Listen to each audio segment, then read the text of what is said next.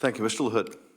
Thank you, Mr. Chairman. I want to thank all of you for your commitment and dedication to the work that you do in service of our country. Director Wray, I wanted to talk to you a little bit about FISA. As you're aware, Section 702 of FISA is scheduled to expire in December of 2023.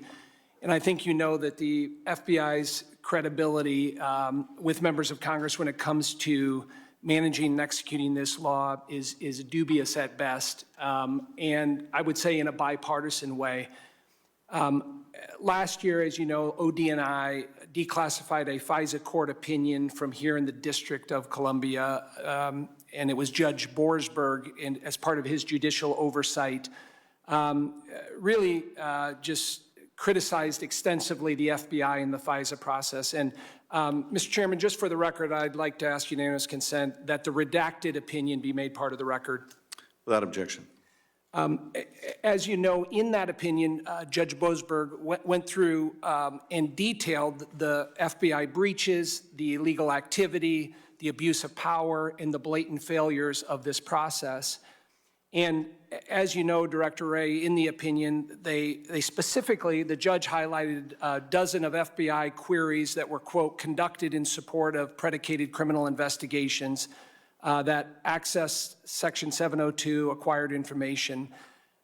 This includes purely domestic activities like healthcare, fraud, bribery, and public corruption that were outside the norms of 702. Director Wray, was that appropriate conduct?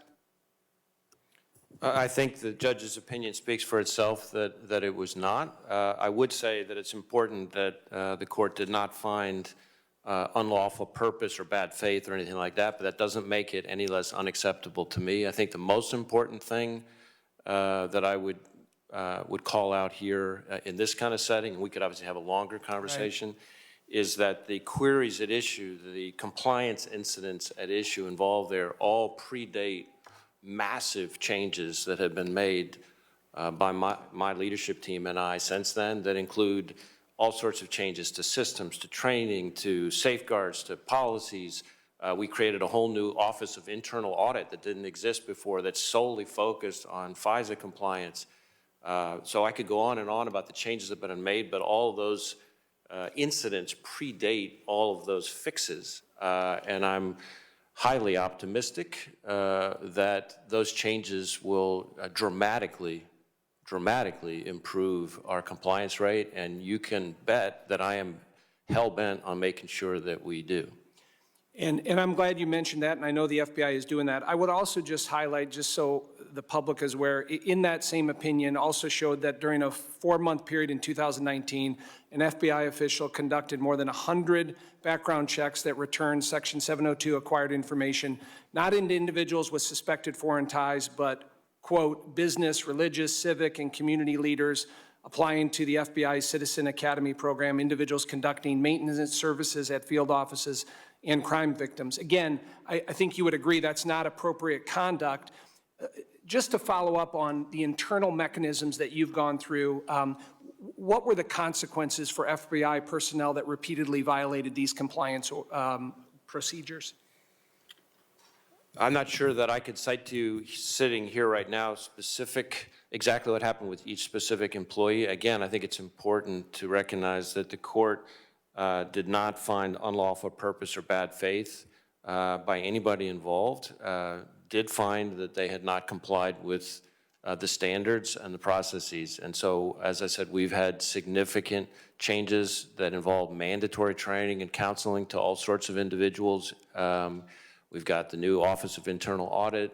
We've built in systems changes that make it harder for people to run queries.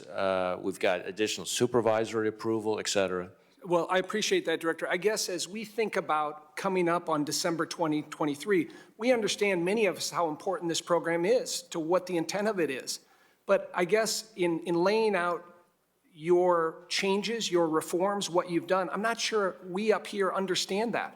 I'm not sure the FBI has done a very good job in laying out that framework, that narrative of what you're going to do. And how do you reassure or give confidence to the American people that civil liberties are going to be protected, But that message, I'm not sure, is permeating to the American public or to members of Congress up here. And so I guess my last point is, in terms of what you're doing, what are the metrics or benchmarks we ought to be looking at that you're being successful? Well, I think part of what there are a number of mechanisms of oversight that exist on Section 702. And of course, now we have a new one, namely this Office of Internal Audit. But in addition to that, you have the Justice Department's National Security Division. You have the court's own review processes. And so my strong expectation is that all of these efforts that we've undertaken over the last 18 months or so should dramatically reduce the rate of compliance incidents. And I am assured by other stakeholders in the process that they too are optimistic, meaning outside the FBI, that they too are optimistic that these changes will have that effect. I take your point about our educating both the committee and others about all these reforms, and it's good advice, and we will look at how we can better engage with the committee to walk you through it. Of course, these are changes that take a little bit of time and effort to walk people through. They don't, unfortunately, lend themselves to a short exchange in an open hearing.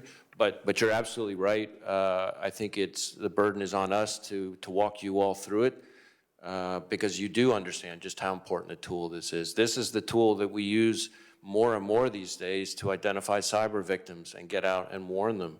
This is the tool we use to go after foreign intelligence services, the MSS and the Russian intelligence services, the Iranians and their increasingly brazen activity. This is the tool that we're going to need more and more, not less and less, over the next 5 years as the terrorist landscape, with the withdrawal in Afghanistan, with the degeneration in Ethiopia involving al-Shabaab. I could go on, but just about every threat that you've heard about, to the extent that it affects the homeland from overseas, 702 is going to be the tool that protects us. So we want to make sure that we give you all and the rest of the Congress the information you need to get comfortable.